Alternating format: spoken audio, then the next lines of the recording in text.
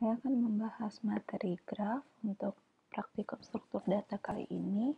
Ini contoh-contoh bentuk graf. Graf ada yang disebut undirected, jadi dia nggak punya arah ya. Seperti ini nih contoh-contohnya. Ada juga yang memiliki arah seperti ini nih, directed graph. Jadi misalnya di sini dari 1 hanya bisa ke 3, tidak bisa sebaliknya. Atau ada juga yang mempunyai bobot seperti ini ya. Ada nilai di di hubungan antar node ini ya.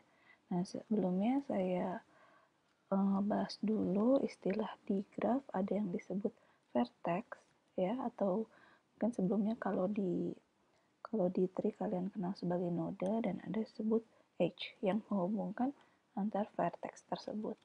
Oke. Nah, seringkali kita membutuhkan untuk menelusuri semua vertex dari si graf tersebut. Nah, itu ada 2 algoritma yang bisa digunakan. Yang pertama adalah BFS atau singkatan dari breadth first search ya. Dan yang kedua adalah DFS, singkatan dari depth first search. Nah, perbedaannya adalah kalau BFS ini dia menggunakan prinsip Q atau antrian, artinya first in first out ya. Yang data yang pertama masuk akan pertama keluar. Lalu sedangkan kalau DFS menggunakan prinsip stack atau last in first out. Data yang terakhir masuk akan pertama keluar. Oke. Nah, di sini ada ilustrasinya ya. Pertama ini untuk BFS. Misalnya ini ada graf seperti ini ya. Kita butuh data vertexnya apa saja, lalu tiap vertex akan bertetangga dengan vertex yang mana saja. Ini ya, jadi ini ada istilah ketetanggaan, misalnya vertex 1 bertetangga dengan vertex 2 dan 3, seterusnya. Nah, lalu di sini juga kita menyimpan data apakah si vertex tersebut sudah dikunjungi atau belum ya. Di sini ada 6 vertex nih. Nah, kalau belum dikunjungi itu ini dalam bentuk list ya. Kalau belum dikunjungi nilainya 0, sedangkan kalau sudah nanti nilainya 1. Nah, si Q ini nanti ketika kita mengunjungi suatu vertex akan masuk ke dalam Q tersebut. Oke. Nah, di sini awalnya ketika kita mau menelusuri sebuah graf, kita tentukan dulu mulainya dari graf dari vertex yang mana. Misalnya di sini dimulai dari 1, maka 1 sudah dikunjungi. Nah, karena sudah dikunjungi, 1 masuk ke dalam Q.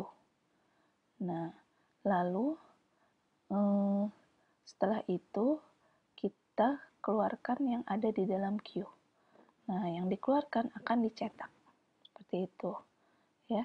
1 sudah dicetak, setelah dicetak kita lihat dia bertetangga dengan siapa.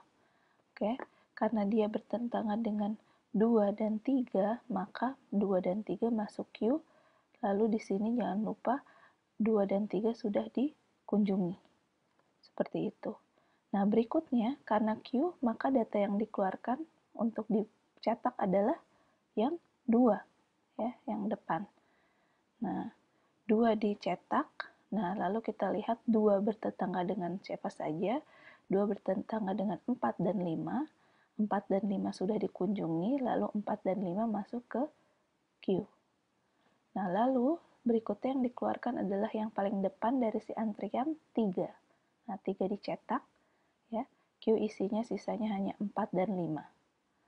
Nah, 3 bertetangga dengan 5, tapi 5 statusnya sudah dikunjungi. Oke, maka tidak ada perubahan di sini, hanya mencetak 3. Lalu berikutnya kita keluarkan Q yang paling depan adalah 4. Nah, 4 masuk ke cetak. Nah, lalu 4 bertetangga dengan 5, tapi 5 sudah dikunjungi, dan bertetangga dengan 6. Nah, 6 jadi masuk ke sudah dikunjungi, dan 6 masuk ke Q. Berikutnya, kita keluarkan Q yang paling depan adalah 5. 5 dicetak. 5 bertetangga dengan 6, tapi 6 sudah dikunjungi, jadi tidak masuk ke Q. Nah, 4 juga sudah dikunjungi. Nah, berikutnya kita keluarkan Q yang paling depan adalah 6. 6 dicetak, 6 bertetangga dengan 4 dan 5 tapi sudah dikunjungi, maka tidak masuk Q. Dan kita lihat di sini sudah dikunjungi semua, maka selesailah algoritma BFS tersebut. Maka yang dicetak seperti ini, 1, 2, 3, 4, 5, 6. Semuanya sudah dikunjungi. Tapi mulai dari 1, lalu kedua dan ketiga, lalu keempat,